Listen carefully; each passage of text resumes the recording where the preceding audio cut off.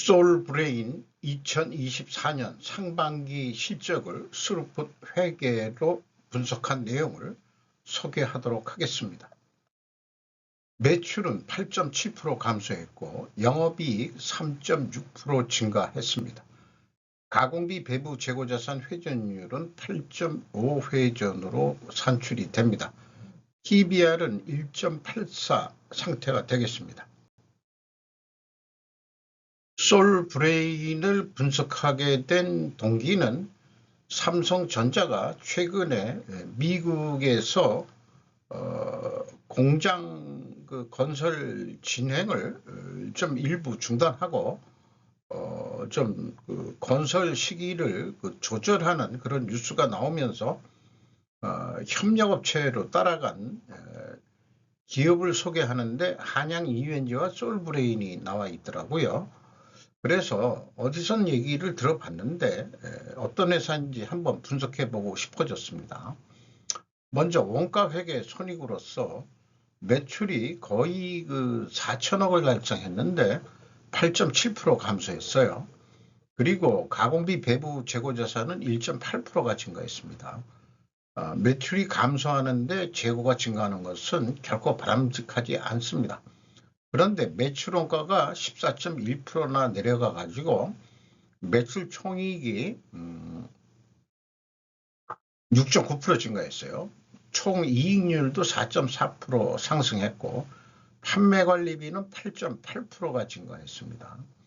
영업이익은 864억 원으로서 6.2% 상승했습니다. 영업이익률 3.1% 상승했고 원가 생산성도 0.05포인트 상승했습니다. 우리는 매출액이 감소하면 일반적인 상식은 영업이익도 감소한다는 건데 매출액이 감소함에도 매출원가가 크게 감소해서 영업이익은 오히려 증가했다. 이런 질문에서 그렇다면 매출원가의 감소 요인은 무엇인가라는 게 궁금해지죠. 그것을 일단 스루풋 회계로 분석하면은 거의 대강은 짐작이 갑니다. 매출에 비례하는 매출 재료비가 1,885억 원으로 15.4%가 크게 감소했어요. 매출 감소율과의 갭이 마이너스 6.6%입니다. 요거 하나만 가지고도 원재료 및 상품 매입 가격이 했다 이렇게 얘기할 수 있는데 사실 이렇게 하락 가정 적용 결과다 미리 말씀드리는 것은 주석 내용이 불충분하기 때문에 가정에 의한 분석입니다.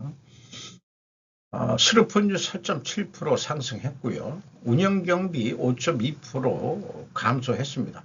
TOE 생산성 1.71로 0.06포인트 상승했고 스루풋 영업이익은 3.6%가 증가했습니다. 그리고 원가회계 영업이익보다는 1억 8,600만 원이 적은 수치입니다. 이런 차이가 작은 경우에는 재고의 증가액이 크게 변동이 없을 경우가 되겠습니다. 어쨌든 재고가 좀 증가하긴 한 거예요. 그래서 재고자산 내역을 보면은 상품, 제품, 제공품이 좀 안 보이는 게 좀 이상하네요. 가공비 배부 재고자산이 5억 8,200만 원 증가했습니다. 요 차이에서 가공비율을 곱한 게 원가회계 영업이익과의 차이가 되겠습니다. 전체 재고는 56억 원이나 증가했는데 원재료가 좀 크게 증가했죠. 그리고 평가충당금도 꽤 증가한 거로 되어 있습니다. 이 비용의 성격적 분류가 비공시됐기 때문에 2023년도 가공비율을 산출해서 원재료 가격이 내려간 것 같기 때문에 가공비율을 1% 올렸어요, 제가. 그래서 그래서 가정입니다. 그래서 이 가정에 의해서 총 제조 비용은 있는 데이터 가지고 뽑을 수가 있습니다. 그래서 역산으로 쭉 풀이해 간 거고 재고자산의 변동은 제가 WCAI 그거를 표준적으로 적용한 거죠. 그렇게 산출이 된 내용이 되겠습니다. 그래서 이 재고자산의 변동 범위가 가공비 배부 재고자산이 되면은 이게 표준이 된다면은 정확한 재정 원가가 산출될 수 있다.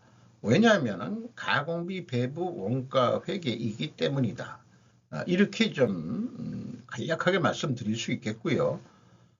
이것이 이 원인 가정이라면 필연적으로 존재할 다른 결과는 원가 회계 재고 이익폭 인식이 가능하다. 그러니까 재고 증감에 따른 그 재고 손익을 가감할 수 있게 정확히 산출해낼 수 있다. 이런 얘기가 되겠습니다. 그래서 그 1단계, 2단계는 제가 맞춰준 수치이기 때문에 의미가 없고요. 현금 흐름표 기준 전체 재고 자산은 일치를 합니다. 그런데 좀 큰 변동이 있네요.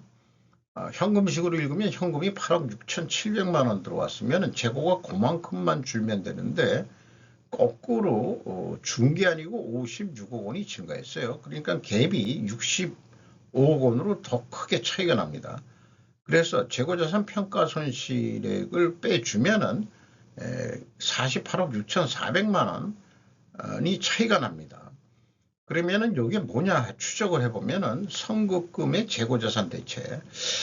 이 선급금이라는 게 그 회계가 불투명한 기업일수록 선급금이라는 게 나오는데 가급적이면은 선수금, 선급금 이런 계정 과목이 없는 기업이 좀 바람직합니다.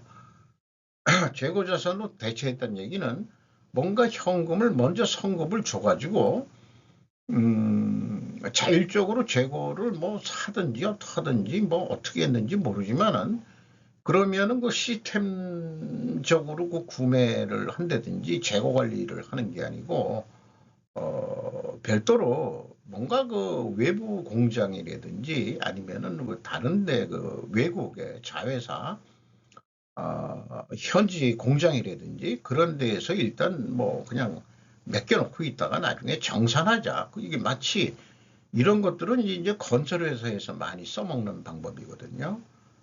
이런 거 그러나 일치는 합니다. 맞췄습니다. 운영경비로서 그거는 연간분이 그 비교를 못하게 돼 있는데 어쨌든 그 2023년에 평균 연봉이 1억 94만 원이 나옵니다. 940만 원, 1억 940만 원. 26.1%나 크게 상승한 거로 돼 있는데 인원수의 통계가 조금 좀 한계가 있을 것 같아요. 줄이긴 줄여가지고 저임금 사원들을 내보내고 고참 사원들만 남았다. 이런 게 또 되겠네요. 경영평가지표로서 재고 회전율은 떨어졌고 스루프율은 올라갔습니다. 이렇게 역방향의 분식회계 개연성 가정을 세웁니다. 이자 부채가 또 없는 기업이에요. 그 이자 지급이자 처리한 금액이 좀 있긴 있는데 아마 제 생각에는 리스 부채에 대한 그러니까 옛날에는 그 임대한 거 이거를 리스라고 하는데 사용권 자산이라고도 얘기하죠. 거기에 임차료 나간 거 이런 것들을 이자 처리한 게 아닌가 그렇게 생각을 합니다. 이런 내용을 좀 여기에서 좀 표현해 보고 싶네요. 일반론으로서 금융자본 세력은 이자 부채 차입금이 없는 무차익 경영을 하는 기업을 좋아하지 않는다. 왜냐하면 대출을 해야 이자 수익을 얻을 수 있기 때문인데 돈을 안 빌려간단 말이에요. 그런 기업 자기네들은 평가를 좀 높게 안 해요. 오히려 많이 가져가는 것도 문제지만은 적절하게 이 레버리지율이 한 25% 정도 되면은 안정적인 기업이다 해서 그런 기업을 좀 금융 세력들은 그 가치를 높게 평가하고 있습니다. ESG에 그렇게 그 금융 세력들이 기업을 평가하는 기준이 나와 있는 것을 제가 발견을 했어요. 따라서 글로벌 금융 세력은 전 세계적으로 각 나라가 부채를 지게 만드는 전략 전술을 행할 수 있다는 가정이 가능해집니다. 한국의 시중은행은 이미 글로벌 금융 세력 영향력 하에 있죠. 그러니까 뭐 그 정부 부채는 뭐 한국은행에서 돈을 꼬오는 것도 있겠지만은 이 부채가 많으면 그만큼 이게 경제가 지탱이 된다면 얘네들이 이자를 계속 낼 형편이 될 거야 하면은 부채를 부추길 수도 있다. 그런 생각을 해보게 되는 거죠. 따라서 그런 시각으로 우리 경제가 돌아가는 상황을 인식할 필요가 있다. 다만 그들이 전쟁 억제를 하면서 안정적으로 이자 수익을 낼 수 있는 상황에 영향력을 분명히 행사할 것 같기도 하다. 이런 얘기예요. 근데 경우에 따라서 이 글로벌 금융 세력이 필요하면은 국지적인 그 전쟁이나 이런 것도 은근히 부추길 수 있지 않을까 하는 그런 생각이 전개가 되는 거죠. 왜냐? 계속해서 이자 수익이 있어야 장래인데 화폐 가치가 떨어지든 달러 가치가 떨어지더라도 그것을 보상하는 일은 계속 이자 수익으로 돈을 벌어야 되기 때문에 그렇다는 얘기죠. 그런 생각까지 해보게 되더라고요. 그래서 지금 역방향인데 회전율 하락했고 수르픈율은 상승했습니다. 분식회계 개연성 가정하는데 요거를 반증하려면 원재료 가격이 상승하고 판매 가격도 인상이 돼야 됩니다. 근데 아까 얘기했듯이 원재료 가격은 하락했다라고 그 손익계산서에서는 추론이 됐죠. 요거죠. 그래서 또 하나 그 증거를 댈 수 있냐면은 수량에 의한 재고 회전율로 해서도 하락한 것을 보여주면은 그 무효화할 수 있겠습니다. 그래서 원재료 가격이 상승이 됐느냐? 그러면은 거꾸로 내려갔어요. 그리고 제품 가격은 또 올라갔어요. 삼성전자한테 영향을 받아서인지 원재료 및 제품 판매 가격 추이를 구두 진실적으로 주석을 달았어요. 그런데 좀 다행스럽게도 이 매입 비중과 매출 비중을 표시해줘 가지고 가중 평균을 낼 수 있었습니다. 그래서 지금까지 얘기한 거를 적용표로 만들어 보면은 분식회계 개연성 가정에 대한 반증 추론이 원재료 가격이 상승해야 되고 판매 가격도 상승해야 되는데 원재료 가격은 하락했고 판매 가격은 상승했어요. 그러니까 원재료 가격이 안 맞아떨어집니다. 검증 실패라고 볼 수 있겠습니다. 이것도 그냥 간단하게 표를 만들어 보면 원재료 가격이 6.3% 내려갔는데 그 판매 가격은 올라간 거죠. 이렇게 되겠습니다. 그러니까 여기에는 그 아까 그 선수금에 의한 그 재고자산 대체 금액이 뭔가 영향을 미쳤는데 그거에 대한 인과관계를 뭐 추적해 볼 방법은 좀 없는 것 같아요. 그렇게 한번 그 원인이 그 검증 실패 원인이 그런 부분도 있지 않겠냐. 그리고 사실은 원재료 가격 뭐 이렇게 구두 진술하는 거 그런 거 가지고 과연 그 정확도와 이런 게 어디까지냐. 그것도 이제 또 좀 한계가 있는 얘기죠. 어쨌든 이렇게 이제 그 분석이 됐습니다. 그래서 연말 매출액은 오늘 팔린 만큼 내일 팔린다는 단순 무식한 그런 예측 방법으로 예측을 해보면은 2023년도 실적의 49.9%니까 50%는 홍거예요. 그래서 연말에 7,936억 원 할 것 같습니다. 운영비용 기준에서도 그렇게 나올 수 있고요. 그 다음에 그 매출 재료비 기준에서도 동일하게 산출해 낼 수 있겠습니다. 여기 뭐 납품 단가라고 비교를 한다면은 79만 원에 팔기로 한다. 어떤 제품을. 그러면은 16만 8,832원 이익이 남는다. 이런 얘기가 되겠습니다. 이걸 조금 더 욕심을 내서 연말까지의 재고 회전율이 17.1회전 예상이 되는데 18회전 해보자. 5.5% 정도 더 노력을 할 수 있지 않겠냐. 그러면은 매출액은 8,375억 원이 돼서 영업이익은 1,913억 원까지 증가시킬 수 있겠다.